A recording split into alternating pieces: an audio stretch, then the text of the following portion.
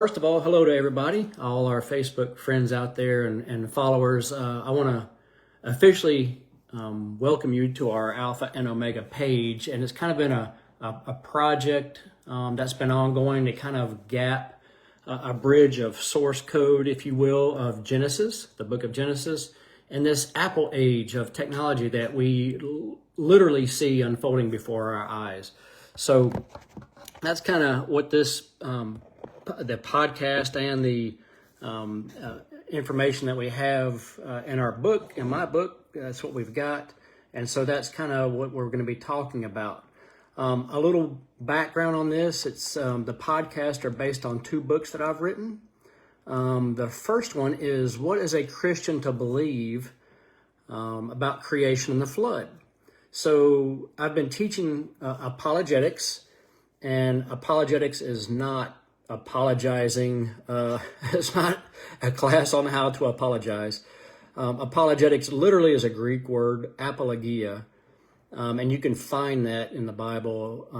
One of the main verses most people use is 1 Peter 3:15, and it talks about being ready to give a defense, a reason of the hope that's in you, and with meekness and fear. So apologia really, or apologetics, really means to give a reason, a defense. And in this case, with the first book that I have written, it's giving a defense of Genesis 1 through 11. And that can be through science, it can be through history, it can be through a number of things. In fact, we get sometimes deep into physics, those types of things. So that is the first book I wrote, a volume 2 on that. And then the second book I wrote, it was kind of an extension of that, teaching a class to a couple of great friends of mine. And we went through the apologetics one, Genesis 1 through 11. And it just seemed natural to go into prophecy, current events that are happening in today's world. And so I turned that study into a book called Bite-Sized Prophecy.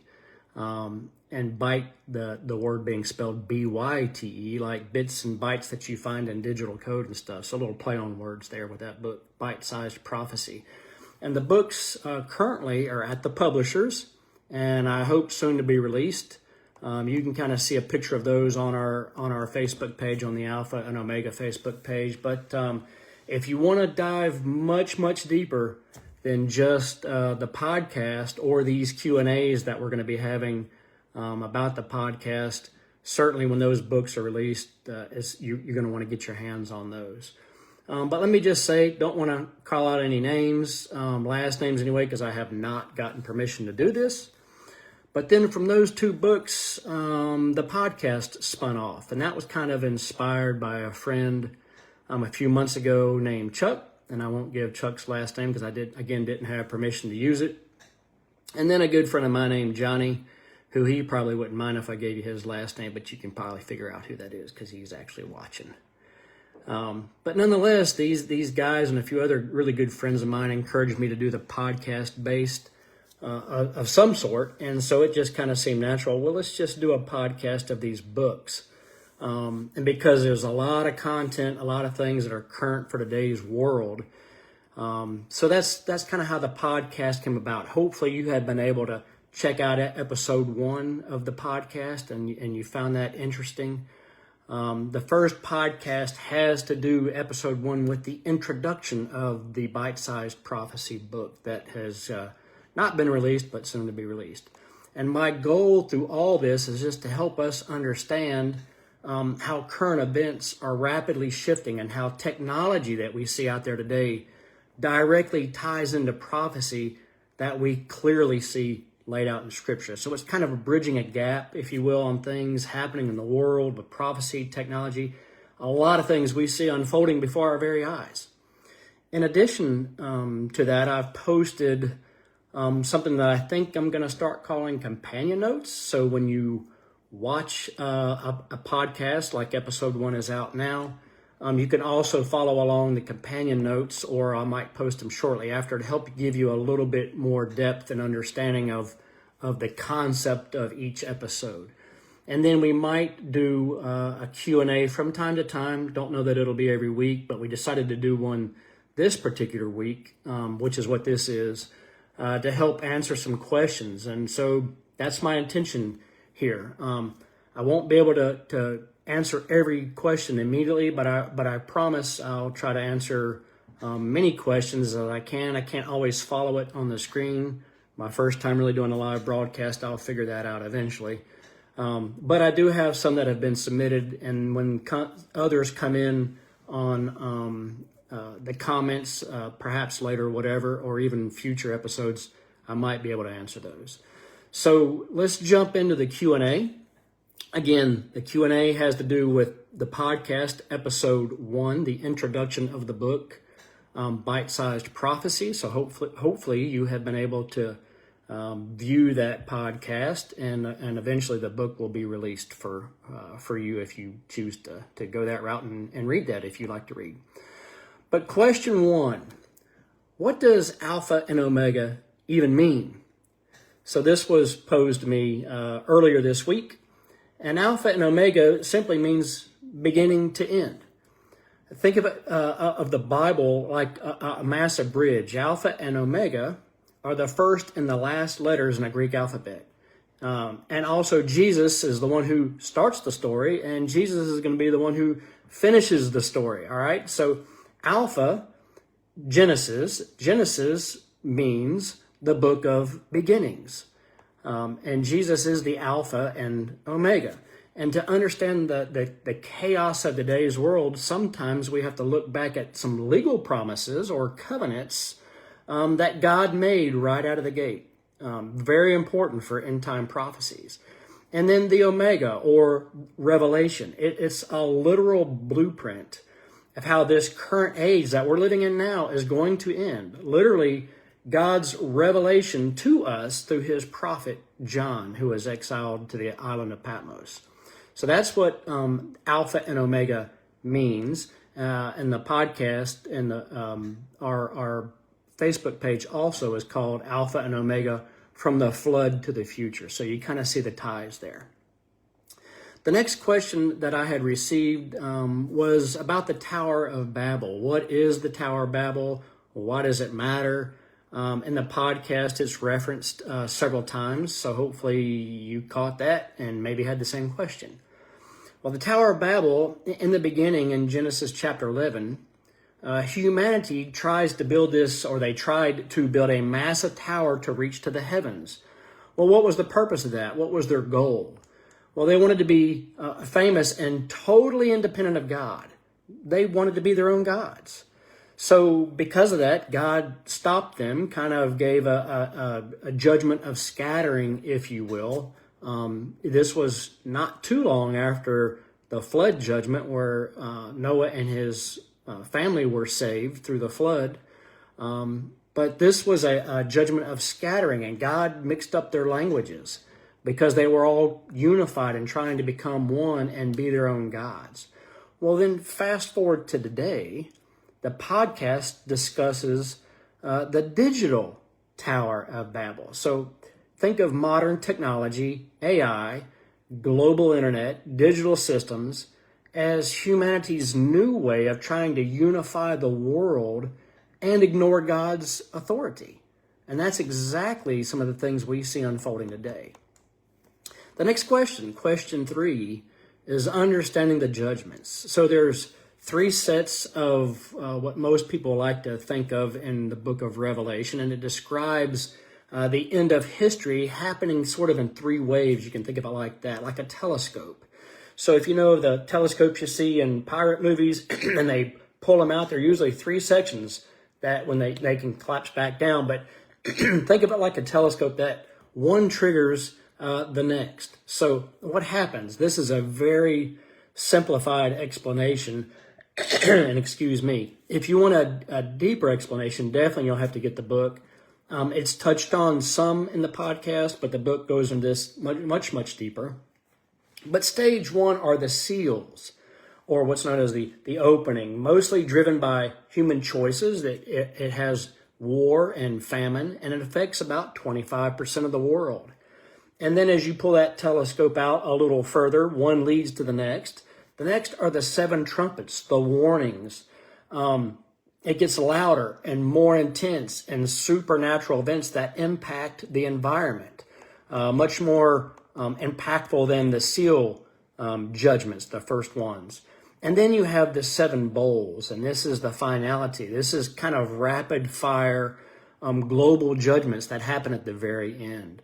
So those are what the judgments are when we talk about those in the podcast. Then question number 4, and I really like this question because this ties in a lot with apologetics. Why should we believe this? Why should we believe what the podcast says? Why should we believe what I have authored in the book Bite-Sized Prophecy, and in the book What is a Christian to Believe About Creation and the Flood, Volume 2? Why should we believe any of that? Well, here's some of the proof. There is a ton. This is where apologetics really kicks in. There is a ton of evidence for the Christian faith and the Bible in general. So the math of the truth. There's a world-famous mathematician named Peter Stoner. And he found and did his math equations and found that the odds of Jesus fulfilling just 8 of 300 what's known as messianic prophecies, or prophecies about the Messiah, prophecies about Jesus, found in the Old Testament, that came true and were fulfilled, just 8 of those prophecies to happen in him is one chance in 10 to the 17th power. Now, you may not understand how huge that number is, but let me give you some examples of what those prophecies entail. So when I say the messianic prophecies or prophecies about the Messiah, let me give you just some examples. One, it was prophesied in Micah 5:2 that Jesus would be born in Bethlehem.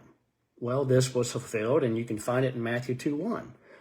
In Isaiah 7:14, it says he would be born of a virgin, prophesied way before he was ever born. And sure enough, he was, and it was told in Luke 1, chapter 1, he would be the seed of David. 2 Samuel tells us. In Matthew 1, that's verified. Isaiah 40, he would be preceded by a messenger. In Matthew 3, 1 through 3, you can find that. Zechariah 9, he would be riding in on a donkey. That was fulfilled in Matthew 21.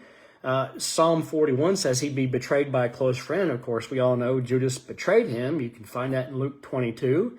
Psalm 22, his hands and feet would be pierced. And of course, all the Gospels talk about this, but John 19 specifically talks about it. So these are just some of 300 prophecies fulfilled by Jesus, are known as messianic prophecy. But picture this. I want you to understand how huge 10 to the 17th power is. Imagine the state of Texas. Texas is a huge state. It's probably as big as North Carolina and South Carolina and Georgia combined. It takes about 12 hours to drive from one tip to the other. But imagine the entire state of Texas, 2 feet deep in silver coins. 2 feet deep, that massive amount of land, and then you take one of those silver dollars, just one out of the bazillions of them that would be filled up 2 feet deep to cover the entire state of Texas, and you mark the one coin, and you toss it in somewhere in the middle of Texas or wherever it might be, and you blindfold me, throw me in somewhere in Texas, and I can walk wherever I want to blindfolded, and the odds of me picking that one coin out of 2 feet deep, thick of silver coins in the entire state of Texas are the odds of 1 in 10 to the 17th power. Now that's pretty amazing. You have to admit that's like beyond astounding. And in his book, Science Speaks, this mathematician, Peter Stoner, calculated the probabilities of all this. Like I said, just 8 prophecies would be 1 in 10 to the 17th power, or covering Texas 2 feet deep in silver dollars and finding that one coin just randomly blindfolded. Well, filling 48 of those prophecies This is exponential, it grows. Fulfilling 48 of those would be 1 in 10 to the 157th power. That would be the equivalent of picking one atom in a trillion universes. That's how huge that number is. Jesus fulfilled over 300 of them perfectly, and there's no way he could have been in on these prophecies. So 300 of them virtually is incalculable. So it far exceeds the number of particles in the universe. That's how huge that number is, and the odds statistically of Jesus fulfilling these in one person, but we know for a fact that he did. So that's just the messianic prophecies.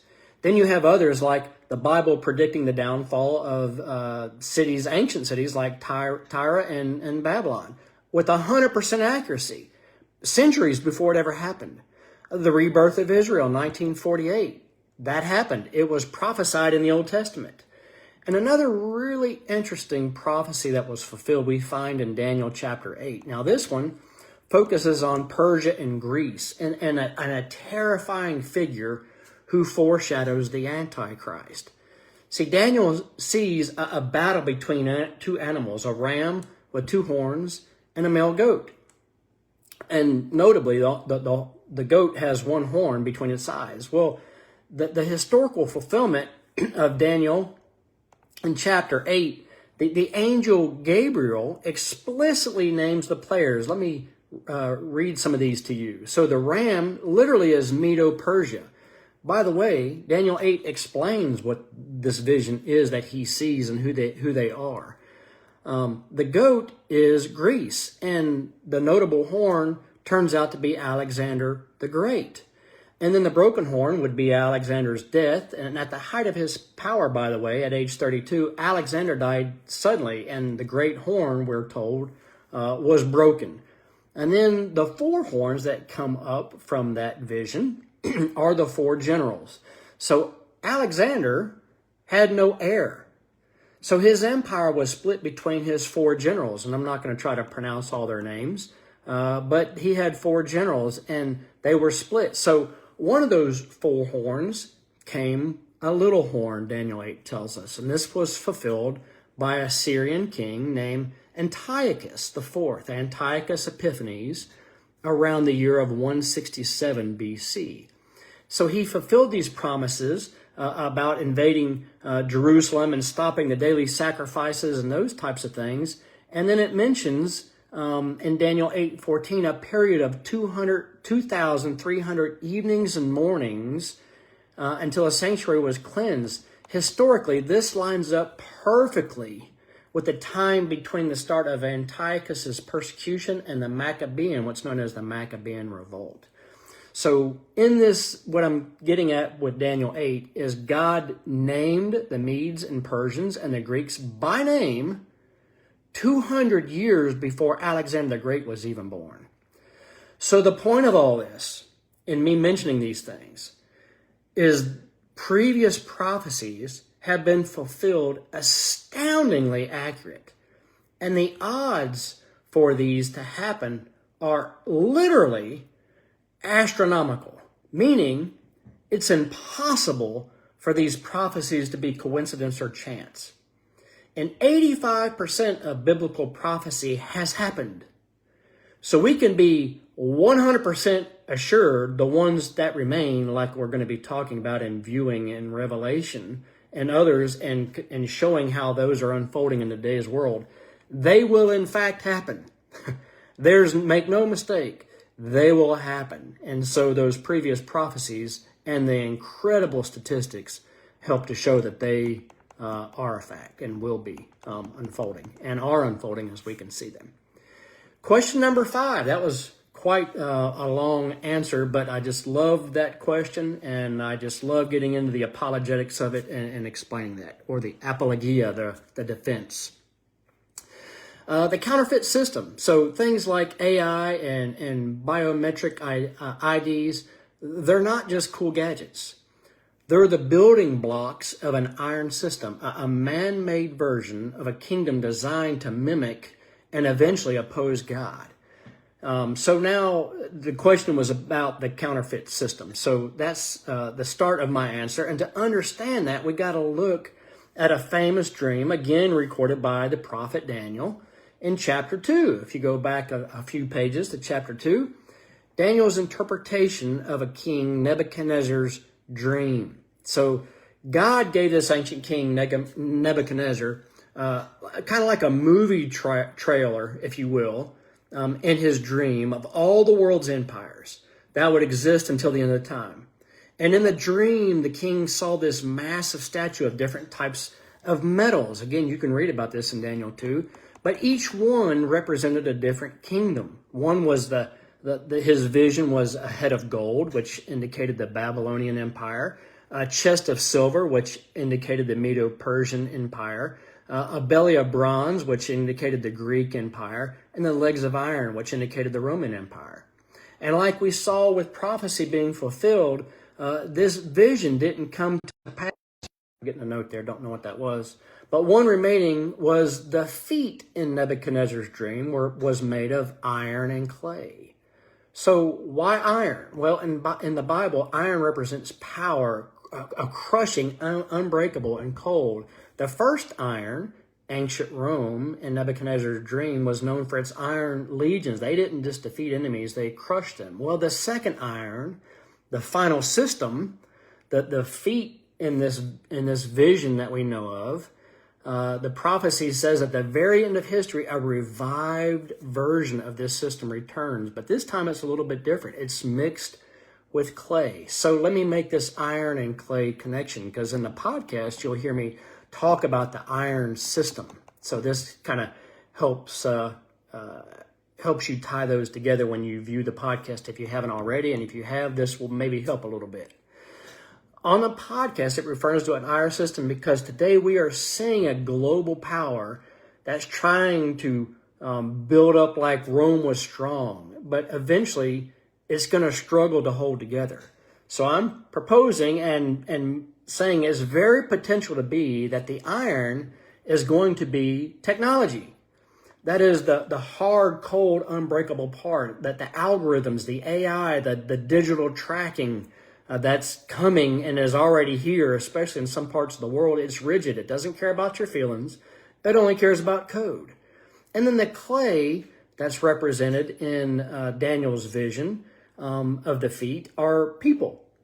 Humanity is the clay. We're fragile. We're emotional. We don't naturally fit into this cold, rigid machine. So the takeaway of all this, when we talk about the iron system, we're talking about a top-down global government that uses technology, the iron, to force humanity, the clay, into a single unified mold. The iron system wants us to be as predictable as an algorithm, but God made us clay. He tells us that he molds us. We are the clay. We're unique. We're messy. We're designed for relationships. We're not a database.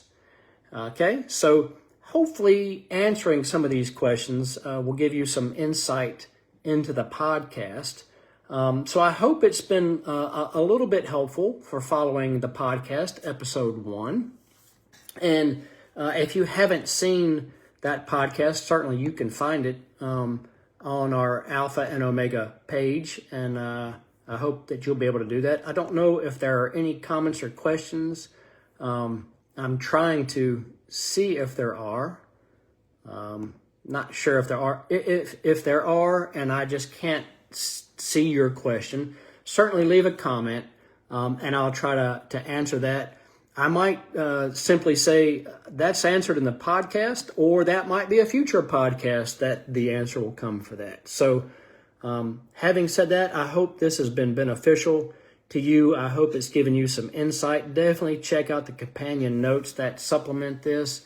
And by all means, please, please, please check out the podcast episode 1. Again, you can find that on the Alpha and Omega page.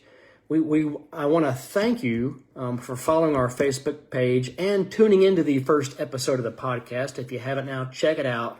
You can find it there along with the notes.